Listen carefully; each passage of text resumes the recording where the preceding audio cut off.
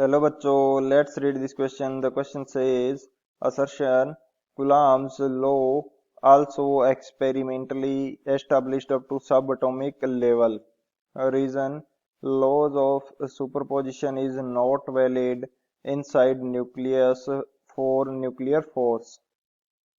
Option first, both assertion and reason are correct and reason is the correct explanation of assertion.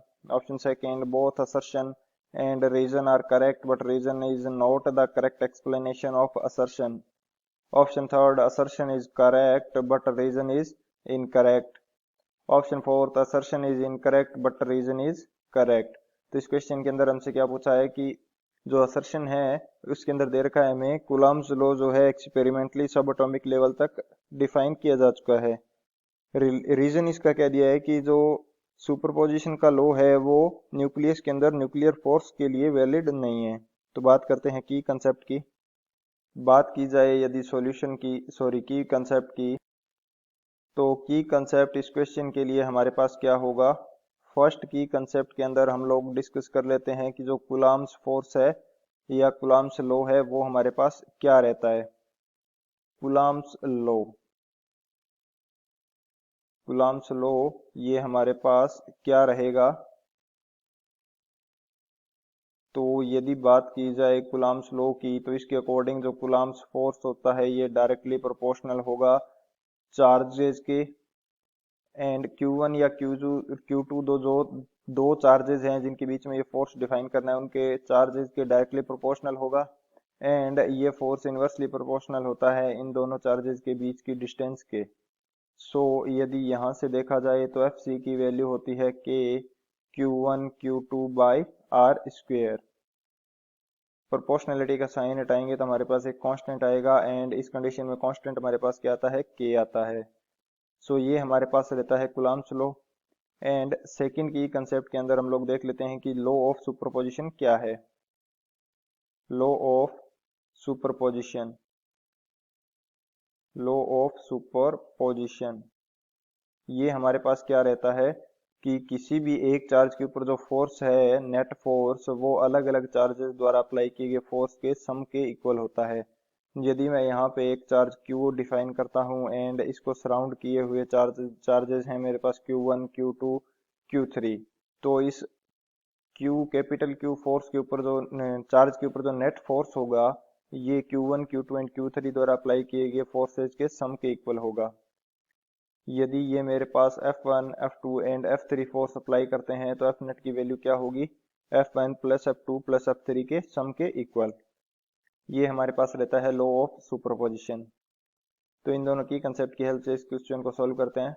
Solution की यदि बात करें तो assertion के अंदर बात की गई है सब एटॉमिक लेवल की. सब एटॉमिक लेवल के अंदर हमारे पास न्यूक्लियस होगा. न्यूक्लियस के अंदर प्रोटॉन एंड न्यूट्रॉन होते हैं एंड इस न्यूक्लियस के अराउंड सर्कुलर ऑर्बिट्स के अंदर इलेक्ट्रॉन जो हैं वो मूवमेंट करते हैं. तो प्रोटॉन एंड जो इलेक्ट्रॉन है या न्यूक्लियंस हैं एंड इलेक्ट्रॉन्स हैं इनके बीच में जो फोर्स होगा इसको कूलम्ब फोर्स के द्वारा डिफाइन किया जा सकता है. यदि प्रोटॉन का चार्ज मैं अज्यूम कर लेता हूं Q, प्रोटॉन का चार्ज मैं क्या अज्यूम कर लेता हूं Q एंड इलेक्ट्रॉन का चार्ज मेरे पास E है, तो इनके बीच में फोर्स कितना होगा K Q into minus E divided by इन दोनों के बीच की डिस्टेंस में अज्यूम कर लेता हूं कि ये मेरे पास क्या है R, तो ये R स्क्वेयर होगा. तो ये वैल्यू आएगी इन दोनों के लिए. सो ये सब एटॉमिक लेवल पे भी डिफाइन किया जा चुका है.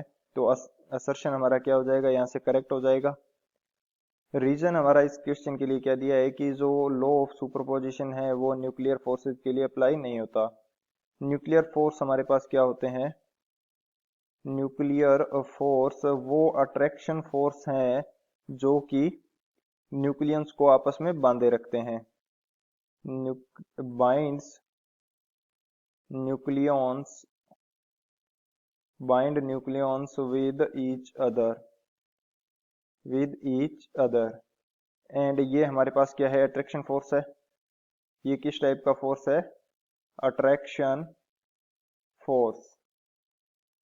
सो ये फोर्स हमारे पास सुपरपोजिशन के प्रिंसिपल को फॉलो नहीं करता क्योंकि जो न्यूक्लियर फोर्स है वो न्यूक्लियंस को बाइंड करने के लिए है एंड म्यूचुअल न्यूक्लियंस के बीच ही ये फोर्स पाया जाता है। अदर कोई हमारे पास यदि पार्टिकल या चार्ज है तो वो इस फोर्स को इंटरफेयर नहीं करता। तो यहाँ पे अदर फोर्स की बात नहीं आती। इस कारण से जो हमारे पास सुपरपोजिशन का प्रिंसिपल है वो यहाँ पे फॉलो नहीं होता। सो हमारा जो रीजन है वो भी करेक्ट है, असर्शन भी करेक्ट है, लेकिन रीजन एंड असर्शन जो हैं वो एक दूसरे से अलग स्टेटमेंट हैं। यानी कि ये जो रीजन है ये करेक्ट एक्सप्लेनेशन नहीं है असर्शन के लिए। सो कौन सा ऑप्शन करेक्ट हो जाएगा? जो ऑप्शन बी है, both assertion and reason are correct but reason is not the correct explanation of assertion. So option B is the final answer. I hope you understood it well. Best of luck. Thank you.